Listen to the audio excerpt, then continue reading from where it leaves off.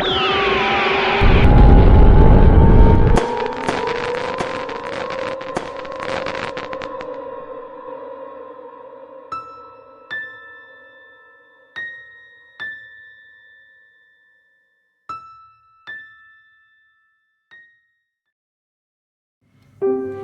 sebuah kedalaman hutan tropis yang lebat dan rimbun, di antara pepohonan yang menjulang tinggi dan saling berkait membentuk kanopi hijau yang rapat, hiduplah seekor kura-kura kecil bernama Didi.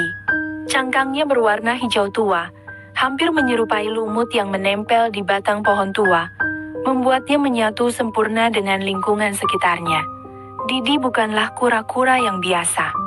Ia sangat pemalu, lebih suka bersembunyi di balik akar pohon raksasa atau di dalam lubang-lubang tanah yang lembab daripada berjemur di bawah terik matahari. Suara-suara hutan yang ramai membuatnya gemetar ketakutan. Kicauan burung, dengungan lebah, bahkan derit daun yang tertiup angin terasa mengancam baginya. Suatu siang yang gerah, Didi bersembunyi di balik akar pohon berinin raksasa. Tiba-tiba, ia mendengar suara sayup-sayup, seperti desiran sayap yang halus. Dengan hati-hati, ia mengintip dari balik akar pohon. Di atas sehelai daun lebar, ia melihat seekor kupu-kupu dengan sayap berwarna biru kehijauan yang berkilauan. Salah satu sayapnya tampak patah dan terkulai lemas. Didi, meskipun takut, merasa iba pada kupu-kupu yang lemah itu. Ia perlahan-lahan mendekati Ica.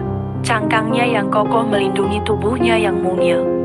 Dengan hati-hati, ia mengangkat daun tempat Ica bertengger dan membawanya ke tempat yang lebih teduh dan terlindung dari hujan yang mulai turun. Ica, meskipun terluka, tampak tenang di dekat Didi. Ia bercerita tentang bagaimana ia terjatuh dari ketinggian saat diterjang angin kencang. Suaranya yang halus dan lembut, seperti bisikan angin di antara dedaunan, perlahan-lahan menenangkan Didi. Didi, yang biasanya gemetar ketakutan, merasa tenang berada di dekat Ica. Hari demi hari berlalu. Didi merawat Ica, membawakannya tetesan embun pagi dan nektar dari bunga-bunga yang ia temukan. Ica, dengan sayapnya yang patah, tak bisa terbang jauh. Tetapi ia menghibur Didi dengan cerita-cerita tentang dunia di luar hutan yang lebat. Didi, yang dulunya pemalu, mulai berubah. Ia belajar untuk tidak takut pada suara-suara hutan, bahkan mulai berani menjelajahi sekitarnya bersama Ica.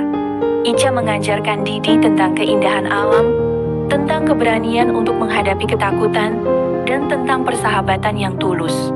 Dan Didi, dengan cangkangnya yang kokoh, melindungi Ica dari bahaya, menjadi benteng pertahanan bagi kupu-kupu mungil yang lemah itu.